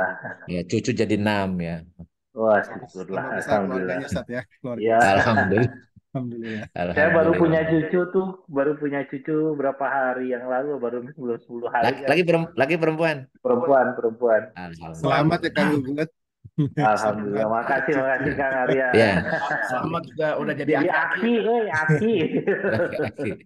Saya aki-aki banget. Iya. Aki banget. Ya itu ya. Jadi apa lebih tepatnya kita lah, Bungsi kalau sebagai mertua ke bantu-bantu kita ya. Jangan sampai kemudian kita seperti yang terjadi mertuanya teman kita. Iya. Jadi kita bisa jadi seperti mertuanya yang sering kali dibicarakan gitu. Oh, mertua saya macam-macam. Berarti kita tidak boleh ngikutin yang seperti itu. Tapi justru kita berperan di situ mensupport, mendamaikan kalau ada masalah, mendinginkan kalau sedang panas di rumah tangga anak kita ya. Dan di situ kemudian kita mensupport agar mereka menjadi keluarga yang sakinah mawaddah warahmah. Dan jangan lupa untuk anak kita doanya ya. Bukan hanya anak-anak Iya. kita doakan kita ya, yang seringkali kan doakan orang tuanya Robik firli wali walidaya warhamu kama rabbayani shaghira ya. Ini juga kita mendoakan anak kita. Jadi Robbana hablana min azwajina wa dzurriyyatina qurrata ayun itu doa untuk anak dan istri istri dan anak keturunan kita. Robbana hablana min azwajina wa dzurriyyatina qurrata ayun waj'alna lil muttaqina imama. Itu jangan lupa itu doa itu. Jadi Iya, kalau iya, kita iya. mendoakan orang tua kita Robbik firli wali walidaya warhamu kama rabbayani shaghira, untuk anak kita dan istri dan anak kita ada Robbana hablana min azwajina wa dzurriyyatina qurrata ayun waj'alna lil muttaqina imama. Jadi setiap habis sholat diupayakan itu didoakan. Doa. Oke. Ya soalnya gini, Kayak apa gitu. kan justru karena kan yang mungkin tadi ya apa karena mertua dulu pengen ada salah satu mertuanya mereka tuh ingin lihat anaknya kaya ini terus begitu ternyata tidak suaminya tidak seperti dengan kekayaan harapan mertuanya jadi disitulah Hmm, si itu si iya, mertua itu intervensi gitu iya, jadi ini apa nikahnya tuh bukan karena Allah tapi karena keagama tapi hanya karena iya. hanya ingin Ter- melihat anak apa perbaikan apa sih namanya perbaikan posisi lah ya itu eh, tadi kayak kurang lebih iya, jadi iya, iya. jadi Kayak yang dibicarakan istilahnya itu, bicarakan iya katanya menikahi anak konglomerat, menikahi anak presiden, betul ya macam-macam ya. betul itu ya kurang lebih kayak gitulah Ya, cerita ya. cerita yang Itu udah salah motivasi ya. Jadi kalau terjadi seperti itu misalnya rumah tangga berantakan karena dari awal niatnya udah salah. Makanya niat dari setiap ya misalnya nanti nanti kalau misalnya kita menikahkan putra putri kita ya, itu harus diawali dengan niatnya karena Allah, niat ibadah. Jadi karena paling besar ibadah itu di rumah tangga. Jadi kalau kita ingin mengumpulkan pahala yang sebesar pahala justru di rumah tangga itu. Bayangin kalau seorang istri ingin dapat pahala itu, yang mubah pun bisa jadi wajib. Jadi yang ya mubah pun bisa jadi sunnah. Itu luar biasanya kan. Kan di ibadah yang lain tetap aja ya sunnah. Yang wajib ya wajib. Atau yang mubah ya mubah gitu kan. Tapi untuk rumah tangga, yang mubah pun bisa jadi wajib atau sunnah. Misalnya kalau suami minta nyuruh sama istri, ambil bikinin kopi dong yang misalnya gitu ya. Ya agak romantis sedikit ya pakai yang lah ya gitu ya. Walaupun sudah aki-aki nggak apa-apa. baby babe Nah, otot baby, ya kan? Begitu kemudian istri kita membuatnya dan itu taat, itu jadi wajib. Dia menunaikan kewajiban karena istri itu wajib taat pada suami. Ketika suaminya memerintahkan, padahal sebenarnya dia bisa ngambil sendiri, bisa ngambil sendiri, bisa buat sendiri atau bisa nyuruh pembantu gitu ya. Tapi begitu dia nyuruh istrinya dan istri melaksanakan dengan ikhlas, dia sedang melaksanakan kewajiban. Cuman saya tidak sarankan kepada para bapak untuk banyak nyuruh suami istri kasihan. Kalau dia menolak jadi dosa, iya kan? Ya, jadi jangan banyak nyuruh ya. Jadi, jangan karena supaya ini banyak nyuruh aja. Nanti kalau dia dia menolak jadi berdosa dia. Kasihan istri kita. Padahal itu bisa ngambil sendiri ya gara-gara disuruh kemudian dia lagi capek atau dia misalnya lagi malas kemudian tidak ditunaikan jadi berdosa. Ya. Kalau lagi senang-senang sih ya dia bisa dapat pahala wajib ya. Tapi kalau lagi nggak suka, lagi nggak mood atau lagi capek kan atau sakit ya, maka dari itu ya sebaik-baiknya suami adalah yang pengertian, mengerti kondisi situasi istrinya. Demikian pula istri yang solehah itu yang tahu persis situasi kondisi suaminya. Maka dari itu komunikasi itu penting. Jangan diam-diaman. Jangan begitu ketemu di rumah, masing-masing megang HP sambil punggung-punggungan, masing-masing ketawa-ketawa sendiri, ya sama chattingannya. Itu nggak sopan namanya. Nggak sopan. Jadi kalau dengan suami istri, buang dulu tuh atau simpan dulu HP-nya, ngobrol offline, jangan online, offline langsung gitu. Jadi karena Oke. komunikasi kan Ya, ya kurang baik lebih itu. ya. Ada pertanyaan tuh Baik. kayaknya di chatting ya. Baik, Ya, baik. Makasih Ustadz ya ya. baik. Atur nuhun dan Makasih nuhun Kang Ubud Kang ya. Ustaz. Ya. Assalamualaikum. Ya, sama-sama. Salam Waalaikumsalam. Ya, izin nih sebelum nanti yang apa bertanya langsung, ini ada dari Mbak Gina, izin bertanya bagaimana Hmm. hukumnya dan apa yang sebaiknya dilakukan jika diundang atau diminta membantu pelaksanaan pernikahan pasangan yang married by accident, katanya Ustadz. Hmm. Ya, ini yang beratnya. Jadi sekarang ini yang beratnya tadi katanya kecelakaan. Padahal nggak ada yang kecelakaan. Itu suka sama suka kok. Kecelakaan itu, iya kan? Istilahnya udah nggak bener kan? Act by accident. Nah itulah makanya eh, ini yang kita harus waspadai ke anak-anak kita ya. Kita tidak membahas materi yang lain. Kalau yang lain kan tadi apa ya susah ya. Maka jangan biarkan anak kita berkholwat, bersepi-sepian, berdua-duaan supaya tidak ada tadi accident gitu ya, tidak accident. Karena Rasulullah mengatakan layah luar nabi umratin illa ma du mahromin fa inna sarisahum asyaiton. Jadi tidak boleh berdua-duaan bersepi-sepian antara laki dan perempuan kecuali ada mahramnya. Karena yang ketiganya setan. Jadi setan itulah yang kemudian akan menggoda dia kemudian mereka itu kemudian menjadi tadi accident itu. Nah, tapi bagaimana kalau sudah terlanjur? Karena sudah terlanjur kan gimana? Akibat kemudian adalah ada hamil. Eh, ya karena harusnya sih kalau dalam sistem Islam, kalau dia faktanya dia hamil di luar nikah, kan kena sanksi. Sanksinya kalau gadis sama sama sama apa bujang itu dicambuk 100 kali cambukan, kemudian dipenjara selama 2 tahun. Dia diasingkan ya. Tapi kan sekarang siapa yang nggak ada yang ngerjakan itu. Maka ya mau tidak mau kita harus menerima kondisi yang mudah-mudahan tobat mereka diterima oleh Allah kan itu mudah-mudahan berharap aja. Maka kalau kalau dia memang menikah ya sebagaimana menikah apa saudara kita yang yang apa yang benar gitu yang normal ya. Tetapi tentunya ini supaya jadi pelajaran sosial gitu. Jangan kemudian sudah hamil, nikahnya rame-rame, bahkan nanggap macam-macam, diiring-iring, disanding-sandingkan, dan nyaris tidak ada rasa malu sama sekali. Ya, karena harusnya menurut Islam itu harusnya kan dapat sanksi itu. Apalagi kalau dia sudah duda atau janda, kemudian misalnya hamil di luar nikah, kan hukumannya hukuman mati. Jadi tidak akan berlanjut tuh rumah tangganya. Pasti karena laki-laki atau perempuan sama-sama dihukum rajam, lempari batu sampai mati. Tapi kan balik lagi, ketika tidak dikerjakan gimana ya? Mudah-mudahan dia mereka bertobat dan tobatnya diterima oleh Allah kan mudah-mudahan aja kan gitu ya. Tetapi tentunya hal-hal yang kemudian malah membuat lebih parah di masyarakat ini dimaklumi nggak apa-apa macam itu karena al haya'u minal iman. Jadi rasa malu itu bagian dari iman. Malu apa? Malu berbuat dosa, mau berbuat maksiat. Jadi mestinya yang ada keluarga-keluarga yang anaknya naudzubillah kemudian kita enggak ya anaknya yang MBA tadi enggak usah rame-rame penting sah penting sah. Walaupun ini hukumnya berbeda pendapat nih. Berbeda pendapat para ulama.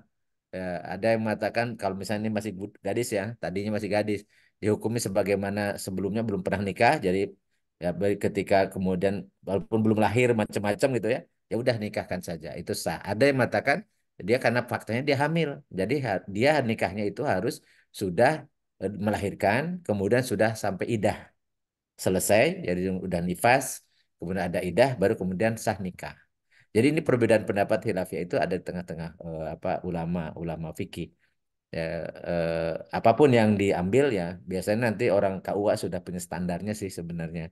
Jadi ini gimana caranya? Tetapi ya kalau kita diundang ya, diundang ini kalau saya ya, kalau saya tahu gitu, ya, saya tidak akan hadir. Kenapa? Karena mestinya orang ini dapat sanksi, keluarga ini dapat sanksi, ya kan? Harusnya kok kemudian kita dapat restu dan kemudian dapat doa, ya kan? Dari segi etikanya ya. Jadi eh, terlepas berbeda pendapat nih. Kalau pendapat saya misalnya, kalau sudah jelas itu misalnya sudah hamilnya udah besar, udah kelihatan, kemudian sampai dirame-ramekan, kemudian ngundang bahkan ada pesta aja 3 hari 3 malam atau seminggu misalnya macam-macam itu mengindikasikan bahwa dia tidak merasa bersalah, tidak merasa berdosa, dan dianggap perbuatannya perbuatan yang aman-aman saja, masyarakat pun menganggap itu nggak ada masalah dan seterusnya. Mudah-mudahan kita tidak termasuk seperti itu. Karena kalau kita membiarkan perzinahan ya dilegalisasi, perzinahan dianggap lumrah, maka siap-siap kita dapat sanksi dari Allah Subhanahu wa taala. Jadi walaupun kita tidak melakukan tapi kita mendiamkan kemaksiatan di depan kita, bahkan kemudian kita merestui seakan-akan merestui ya, maka kita sudah masuk dalam kategori berbuat maksiat. Ya, jadi man ra'a minkum munkaran falyughayyiru biyadihi. Siapa yang melihat kemungkaran, rubah dengan kekuasaannya. Fa illam yastati fa bilisani. Kalau dia tidak sanggup punya kekuasaan dengan lisannya, nasihatin dengan lisan. Fa illam yastati fa biqalbi. Kalau itu pun lisan juga nggak bisa karena segan, karena ebuh pakewuh, karena nggak enak macam-macam, di hati kita tidak ridho, tidak nerima kemaksiatan itu ada di hadapan kita. Wadhalika ada iman. Itu pun tidak ridho dalam hati itu selemah-lemahnya iman. Jadi kalau kita dahatir selamat barokallahu laka wa baraka alik padahal perutnya udah gede dan nggak tahu itu kawan begitu baru baru habis nikah baru 2 bulan sudah keluar bayinya dan tidak keguguran tidak apa tidak prematur jadi ternyata baru 3 bulan loh nikahnya kok bayinya normal itu ya berarti memang sudah DP sebelumnya gitu jadi DP sebelumnya ya kalau kita sudah tahu ya mestinya tidak kita merestuinya karena sama dengan merestui kemaksiatan. Dan ingat perzinahan itu dosa besar. Zina itu dosa besar. Makanya sanksi dunia pun berat di akhirat walau alam bisawab. Nah, kita cuma mudah-mudahan berdoa mudah-mudahan orang itu tobat dan tobatnya terima oleh Allah. Sehingga kemudian akan nikahnya jadi sah. Walau alam bisawab. Baik, Ustadz. Terima kasih Mbak Terima kasih. Gina ya. Selanjutnya, seperti diskusi di chat, kami persilahkan Udah Z dari Bandung. Ini kita berteman di TPB 6 bulan, berapa setahun ya? Kemudian pindah ke Bandung dan sekarang masih berlanjut Udah sih pertemanannya. di Masjid Salman, silakan. Silakan, silakan. Assalamualaikum warahmatullahi wabarakatuh. Buat semua. Waalaikumsalam Waalaikumsalam warahmatullahi wabarakatuh. Ustadz, mohon Iya. maaf nanya, tapi jangan Mana? marah ya. Enggak. Ini kaitannya sama yang sedang dan telah Ustadz jalani sekarang menikah kembali itu. Mm-mm. Saya tuh pengen tahu perspektifnya gini. Kita sudah pernah menikah, Mm-mm. calon istri itu juga sudah pernah menikah, Mm-mm. masing-masing sudah punya pengalaman berumah tangga lah. Mm-mm. Dan itu kan pasti penuh warna ya. Ya, betul. Kita punya bawa sesuatu, dia juga bawa sesuatu gitu. Mm-mm. Nah, ketika memutuskan untuk menikahi kembali itu dengan seseorang yang juga udah punya sejarah seperti itu pertimbangan-pertimbangannya apa sih Mm. yang dominan gitu loh, selain bahwa Ya, memang menikah kembali itu karena Allah gitu. ya. Itu yang pertama. Terus yang kedua berkaitan dengan waris nih. Mm-mm. Ketika menikah lagi dengan seseorang yang sudah punya anak, juga udah punya Mm. harta dan segala macam, itu ketika salah satunya meninggal atau kedua-duanya meninggal, itu pengaturan warisnya tuh kayak gimana ya? Ya, Mungkin sama atau beda gitu loh ya, situasinya dengan kalau misalnya ya nikahnya cuma sekali ya. saja gitu loh. Mungkin seperti itu. Saya pengen Oke. dapat penjelasan lah. Oke, secara Ya, praktisnya kayak gimana gitu. Terutama yang ya, terakhir mengenai warisnya itu ya, sendiri. ya. Ya. Karena Assalamualaikum tadi, warahmatullahi wabarakatuh. Waalaikumsalam warahmatullahi wabarakatuh. Karena kalau kasus orang lain kan saya nggak tahu ya. Ini kasus saya ya. Kalau saya itu istri saya itu sakit eh, apa diabetes itu 12 tahun. Kemudian terakhir gagal ginjal itu sampai cuci darah selama setengah tahun ya. Tapi sebenarnya divonis harus cuci darahnya udah setahun sebelumnya. Nyaris selama 2 tahun lah intinya saya menampingi merawat istri saya sampai wafat di di mesin cuci darah ya. Jadi itu kondisi seperti itu dan eh, itu menurut saya sih takdir yang baik dari Allah untuk istri saya karena dia mempersiapkan diri sebelum berpulang itu eh, banyak yang dia sampaikan termasuk juga memilihkan untuk penggantinya yang sekarang ini. Jadi jauh-jauh sebelumnya saya tanpa sepengetahuan saya ya bahwa beliau memang sudah memilihkan untuk penggantinya dan alhamdulillah ternyata memang masih tetangga di sini dan keluarganya memang sudah sangat mengenal termasuk anak-anak kami ini dari awal memang dia tumbuh bareng di komplek yang sama ya. Kemudian ya ya latar belakangnya hampir sama gitu ya. Sehingga waktu 40 hari kemarin almarhumah jadi eh, kemudian disampaikanlah eh, dari sebenarnya mungkin kalau orang yang dulu di MP tahu ya istrinya Prof. Sutrisno. Jadi Bu Niha itu nyampaikan bahwa pesan dari almarhumah dulu tentang itu dan kemudian akhirnya ketika sampai ke saya dan kemudian saya sampai ke anak-anak ternyata anak-anak saya setuju semua. Jadi memang pertimbangan saya pada situ adalah bagaimana pasangan saya itu yang bisa diterima oleh anak-anak, bisa diterima oleh anak-anak eh, dan juga apa ya? Ya memang dari awal memang niatnya sama gitu. Artinya memang pada posisi wanita yang bisa menjaga diri sebelumnya dan kemudian saya juga berusaha untuk menjaga saya gitu ya. Sehingga tidak ada sesuatu kemaksiatan yang dijalankan karena janji Allah itu kan apa pasangan ya, wanita suami ya atau laki-laki yang baik akan mendapatkan istri yang baik. Jadi kalau suami pejinah yang dapat juga istrinya nanti pejinah dan sebagainya. Maka dari itu saya memantaskan diri saya untuk mendapatkan istri yang sesuai dengan yang saya inginkan dipilihkan oleh Allah. Dan ternyata qadarullah seperti itu ya. Jadi hanya kemudian sampai ada yang nanya juga kok cepat ya baru baru 2 tahun 2 bulan setengah gitu udah menikah. Sebenarnya sebelumnya jauh-jauh sebelumnya istri saya sudah nyampaikan. Bahkan ketika hidup pun beliau kalau saya mau gitu atau misalnya yang tadi yang calonnya mau ya beliau yang mau nganterkan gitu mau kemudian menikahkan kami ya tapi ya kan Masya saya bilang Allah.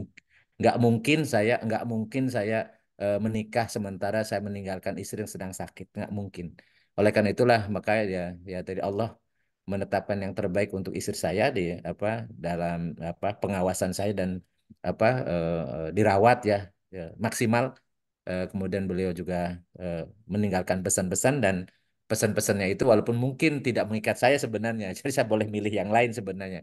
Tapi saya yakin bahwa pilihan istri saya itu adalah yang terbaik bagi saya dan memang Allah yang menggerakkan itu semua dan terjadilah ya pernikahan pada tanggal 7 September yang lalu. Itu kalau cerita tentang saya. Jadi pertimbangan saya pertama adalah yang bisa nyambung dengan anak-anak.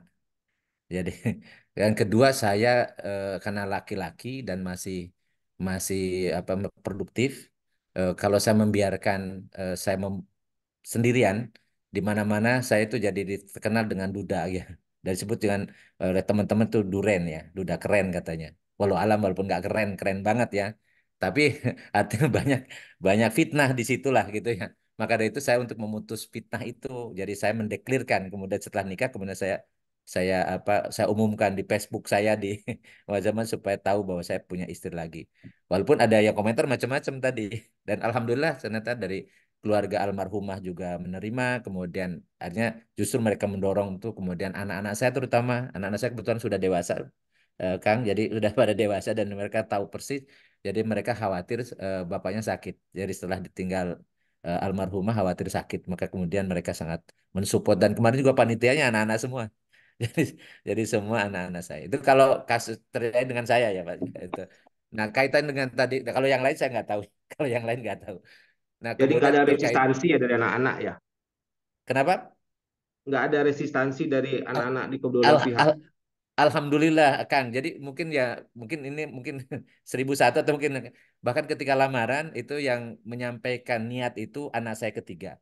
Yang Masya mendoa, Allah. yang berdoa itu anak saya yang kedua. Hmm, Kemudian yang menyimpulkan itu anak saya yang keempat itu laki-laki semua. Dan yang hmm, menyerahkan, yang memasangkan cincin itu seling lamaran itu anak saya pertama perempuan. Dan yang menjadi MC-nya itu mantu saya yang pertama. Demikian pula ketika akad nikah juga sama. Jadi termasuk dari si ibu, istri saya juga yang dari sambutan penerimaan itu anaknya, anak yang bungsu laki-laki.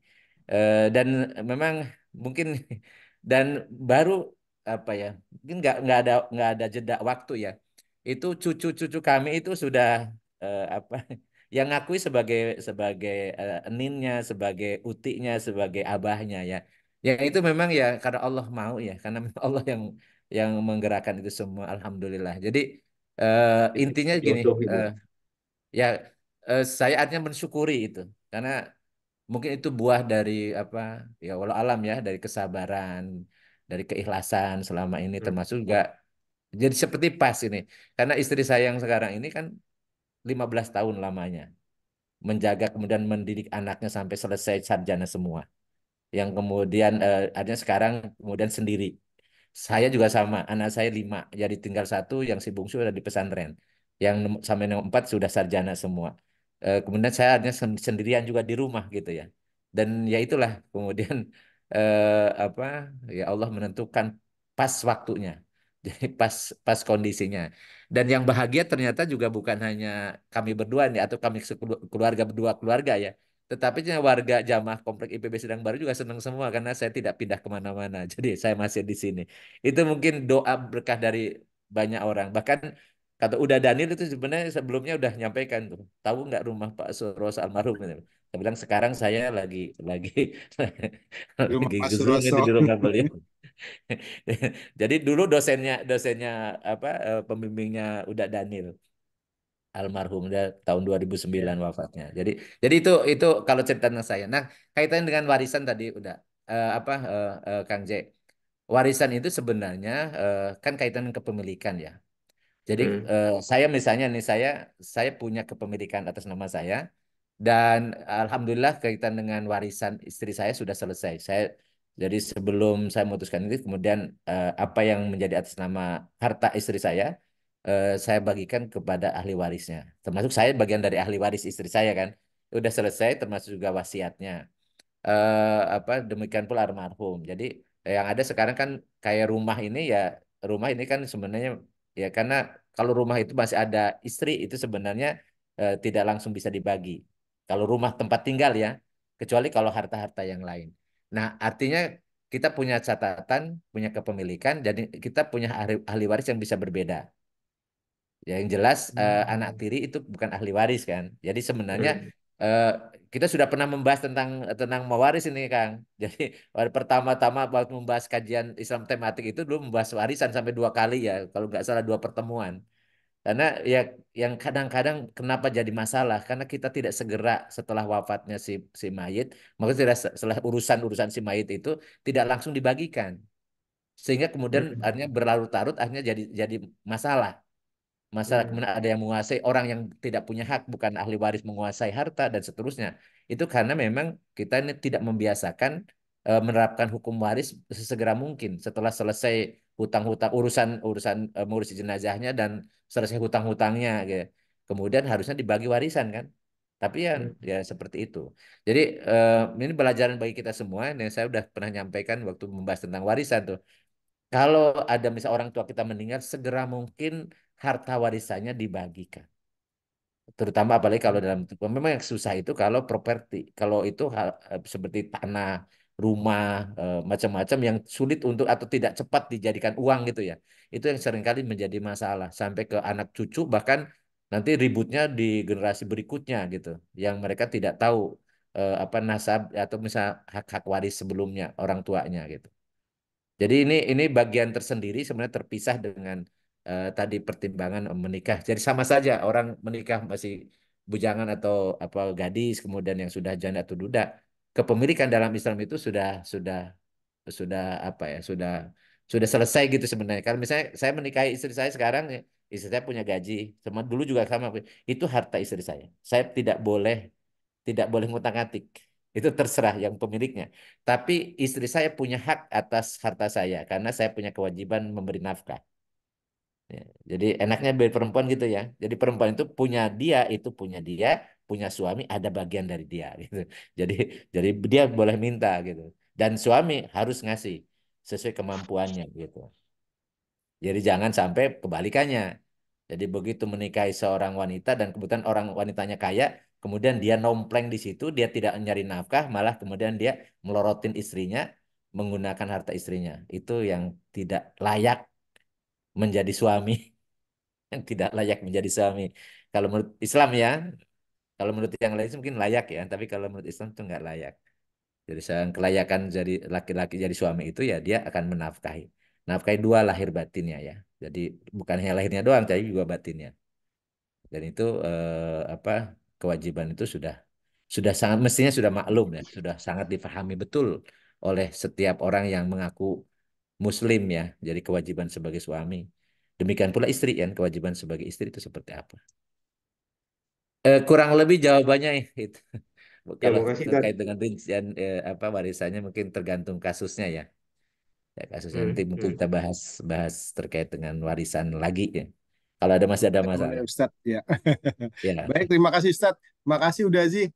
Surprise Yuk, banget nih. sama-sama. Hmm. Serius banget. Wajahnya juga serius. Biasanya bercanda terus di grup. Mantap, makasih. Nih udah kurang 1 menit nih kayaknya udah Daniel mesti ditunda. Eh, apa namanya pertanyaannya buat Nggak, tapi daripada nggak bisa tidur, udah ada pertanyaan gitu satu silakan nggak apa-apa. Nanti Iya khawatir nggak dong. bisa tidur ya. Ya, saya silakan tadi silakan saya tadi bilang ngasih tanggapan bukan pertanyaan. Oh gitu. Ustadz, lanjut boleh nggak lanjut ditampilkan wanita soleh Ustadz di layar?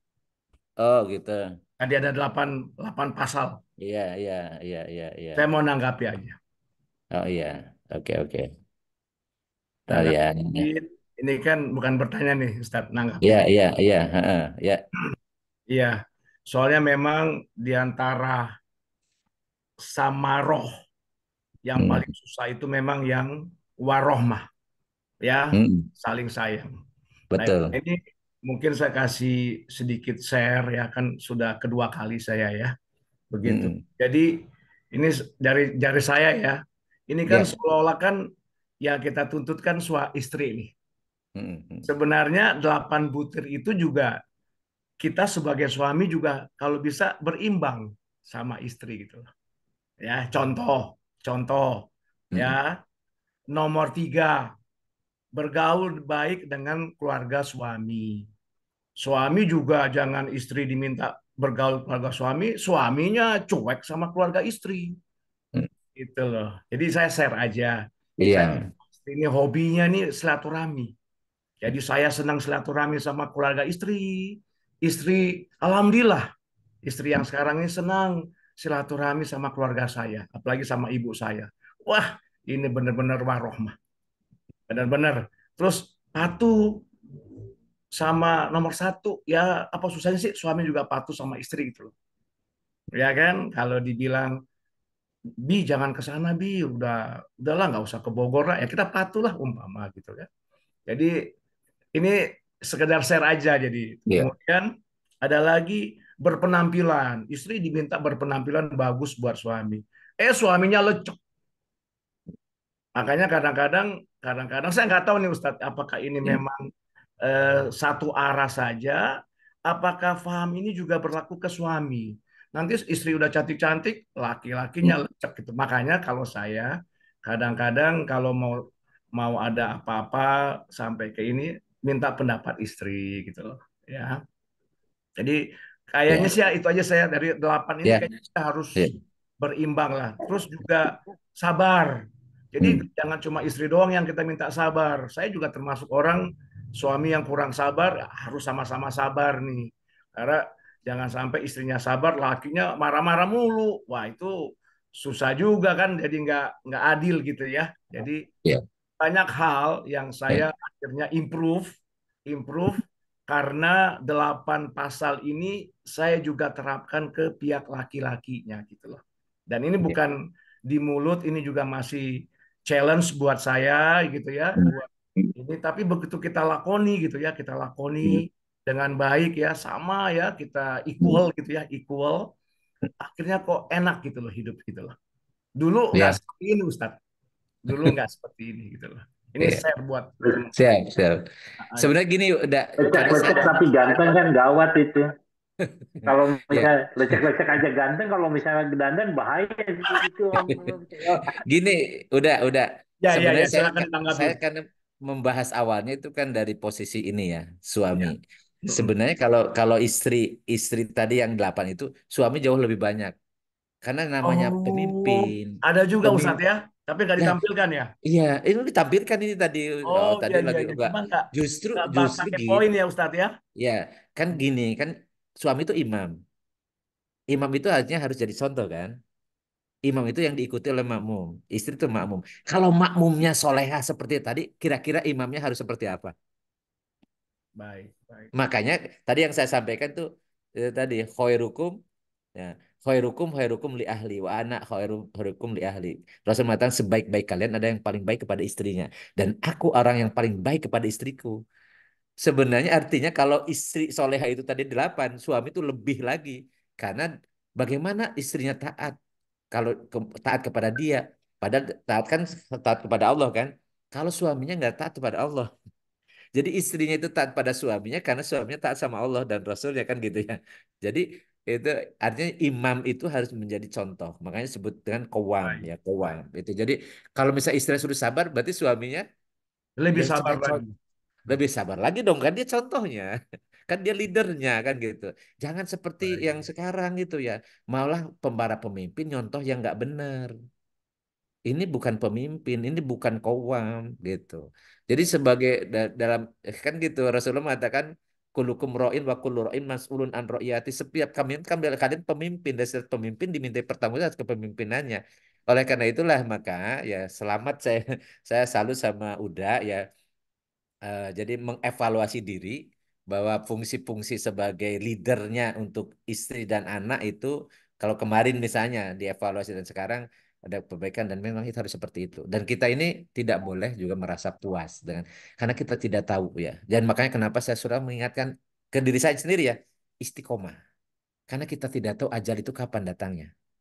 Jadi saya sudah menyampaikan jadi bagaimana apa saya mendamping istri ya. Jadi istri itu sampai akhir hayatnya dalam keadaan dia pasrah kepada Allah, ridho kepada apa dan dia minta maaf kepada semua orang yang pernah dia interaksi dan kaitan dengan harta macam-macam gitu ya. Saya suka berpikir apakah saya bisa seperti halnya yang dicontohkan oleh almarhumah. Jadi makanya saya selalu berharap bahwa pendamping hidup saya akan meneruskan apa yang telah terjadi sehingga kita bareng-bareng husnul khotimah, bareng-bareng mengakhiri usia ini dalam keadaan Allah ridho kepada kita dan kita ridho sama Allah. Jadi itu mau tidak mau harus harus saling, nggak bisa satu sendiri nggak bisa. Kegagalan biasanya karena kita nuntut pasangan kita Ya. agar seperti yang kita inginkan, sementara kita sendiri tidak tidak menyesuaikan apa yang diinginkan oleh pasangan kita. Jadi harusnya resiprok gitu ya. Mudah-mudahan ya, mudah-mudahan kita semuanya Allah lindungi, Allah Dan bantu saya pribadi kan Ustadz tidak ya. seperti Ustadz yang punya kemampuan eh, agama mengajarkan istri ya Ustadz ya.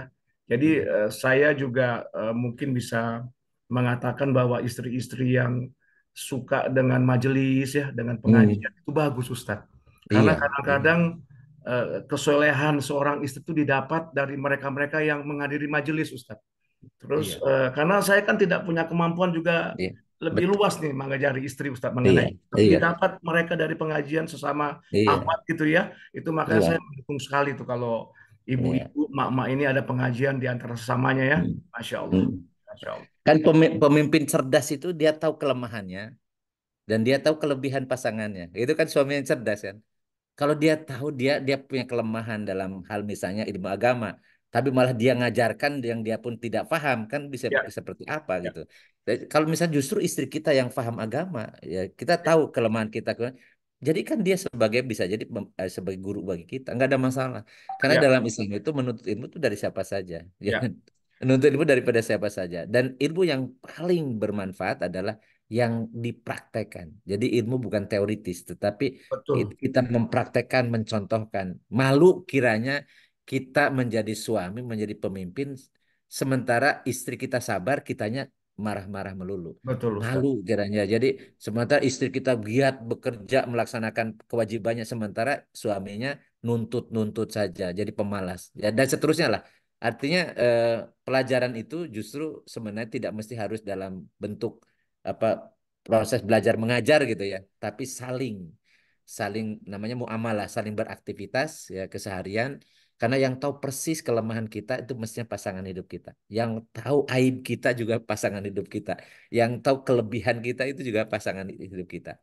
Jadi Betul. banyak hal ya. Makanya yang apalagi kalau sudah usia-usia seperti kita nih, banyak ngobrol, banyak ngobrol. Jadi jangan banyak lihat HP terus gitu. Ketemu juga eh, bukannya berinteraksi, bukan ngobrol, bukan saling mengingatkan atau bareng-bareng ibadah gitu ya, sholat malam bareng. Ya gitu ya. Jadi ya itulah mengakhiri kehidupan dalam keadaan baik atau husnul khatimah. Baik, Mas Arya, jadi kita cukupkan ya. Ya, cukup Alhamdulillah ini. Ustadz. Nah, ya, eh, tanggapan udah Daniel menutup perjumpaan Ya. kita malam ini. Walaupun ini yang minta materinya ini baru kelihatan tuh, jadi baru Udah sampai. tuh, udah baru sampai kayaknya. Baru sampai, Ustaz, baru sampai Iya. rumah. Tapi yang dengerin kan ya. Oh, Nanti Japri, dengerin tadi pakai nanti headset Japri di, aja di Ustadz, motor Japri pakai sama Iya. headset. Ustadz kalau ada yang Ya, ditanyain.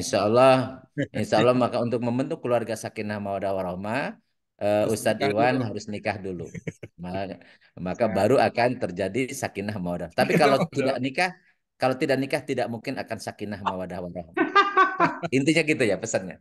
Baik. Lagi Sedih sih, proses, Ustaz. ketawanya keras banget sih. Lagi proses.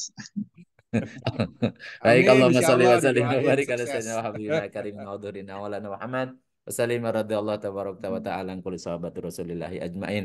Allahumma anfa'na Amin. bima 'allamtana wa 'allimna ma yanfa'una wa zidna ilman nafi'an. Allahumma Amin. yassir lana umurana kullaha wa la tu'assir alaina. Allahumma asil maqasidana. Rabbana la Amin. tuzigh qulubana ba'da idh hadaitana wa hab lana min ladunka rahmatan innaka antal wahhab. Rabbana hab lana min azwajina wa dhurriyyatina qurrata a'yuni waj'alna lil muttaqina imama. Rabbana atina fid dunya hasanah wa fil akhirati hasanah wa qina adzabannar. Wa sallallahu ala sayyidina Amin. Muhammadin wa ala alihi wa sahbihi wa barik wa sallim. Subhanakallahumma wa bihamdika asyhadu an la ilaha illa anta astaghfiruka wa atubu ilaik. Subhana rabbika rabbil izzati amma yasifun wa salamun alal mursalin walhamdulillahi rabbil alamin. Amin. Ya Rabbal Assalamualaikum Alamin. warahmatullahi wabarakatuh. Waalaikumsalam warahmatullahi wabarakatuh. Waalaikumsalam Terima kasih Ustadz. warahmatullahi Waalaikumsalam Bangga wabarakatuh. semuanya. warahmatullahi Bangga. Ya, sehat Waalaikumsalam selalu warahmatullahi Ustaz. wabarakatuh. Terima Panjang kasih umur, sehat teman-teman selalu. semua. Amin. Terima Mas kasih Yudi, makasih Febri. ya. Om Silmi, Oi, Om Kumi. panjang umur.